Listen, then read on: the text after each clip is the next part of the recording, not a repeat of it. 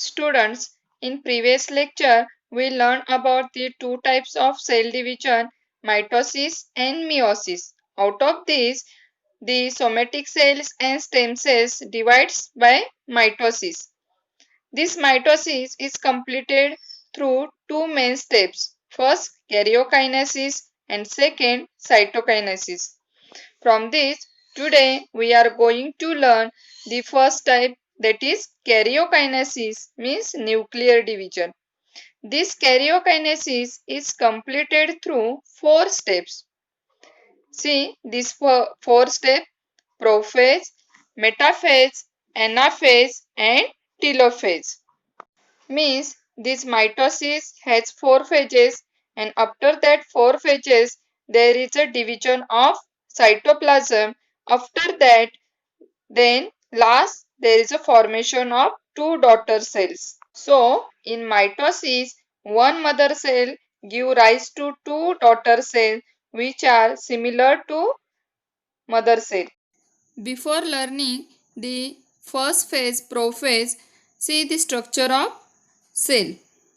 At the center of cell there is nucleus, and surrounding to the nucleus there is cytoplasm. See the figure carefully. Around the nucleus there is a nuclear membrane or envelope which is called as nuclear envelope. See in this diagram there are long, thin, delicate thread-like chromosomes which are called as chromatin fibers. Let's start the first phase in mitosis, prophase. This prophase has two phases, early prophase and late prophase. In prophase, there is a condensation of thin thread-like chromosomes start. Due to this, they become short and thick. We see before prophase, these chromosomes are very thin and long. These chromosomes are converted into short and thick and appears along with their pairs of sister chromatids. Also, the centrioles duplicates, means centrioles divided into two, and each centriole move towards the opposite poles of the cell, means at the two ends of the cell. Simultaneously, the nuclear membrane and the nucleoles start to disappear. See in the figure, the nuclear membrane and nucleolus starts to disappear. Also, there is formation of two centrioles and they are move towards the opposite poles of the cell, and chromosomes are starts to appear. Let's see the next phase of mitosis, that is metaphase. In metaphase, the nuclear membrane completely disappears before the beginning of metaphase. Then chromosomes complete their condensation and becomes clearly visible along with sister chromatids. Means in this metaphase, these chromosomes are clearly seen. In metaphase, all the chromosomes starts arranging themselves parallel to equatorial plane, that is central plane of the cell. Then there is a formation of flexible fibers. These are special type of flexible fibers which are called as spindle fibers.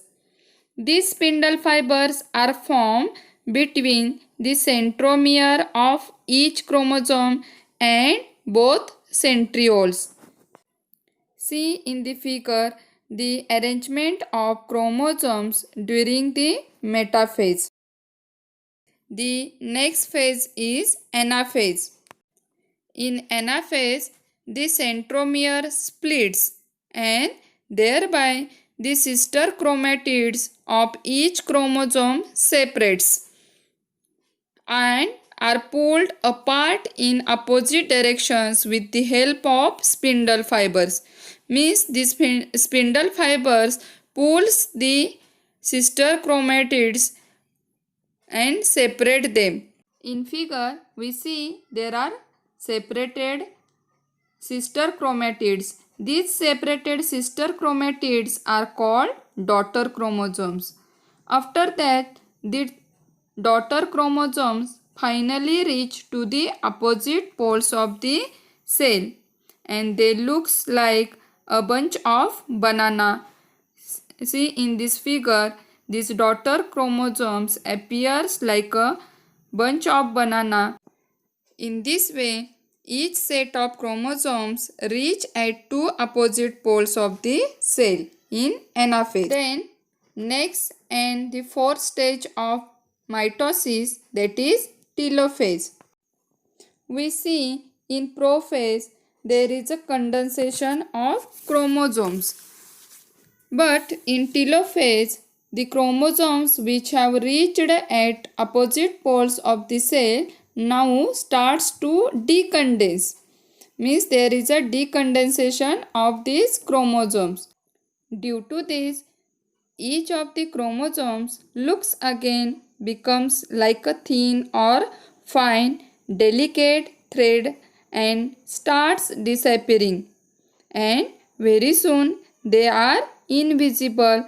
Also one more change, that is nuclear membrane reappears around each set of chromosomes at both poles, and finally two daughter nuclei are formed into the cell.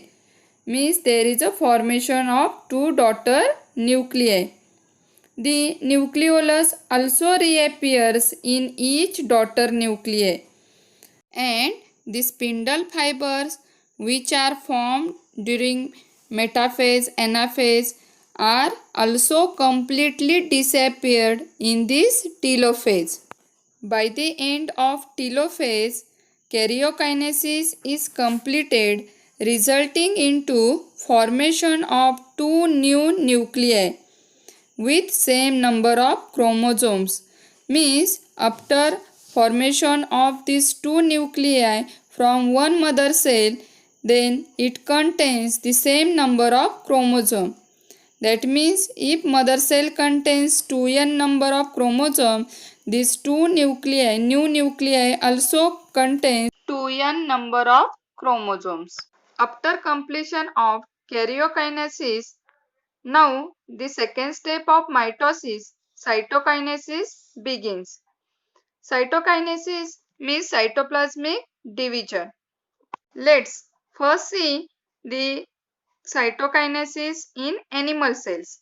Here we see in the figure, in animal cells a notch is formed at equatorial plane of the cell which deepens gradually towards the center, and finally there is a formation of two new cells. These newly formed cells are called daughter cells. See in this figure, in animal cell, after division of cytoplasm, there is a formation of two daughter cells. Then let's see what happens in the plant cell. In case of plant cell, instead of the notch, a cell plate is formed at midline of the cell, which grows towards the periphery, and finally there is a formation of two new cells.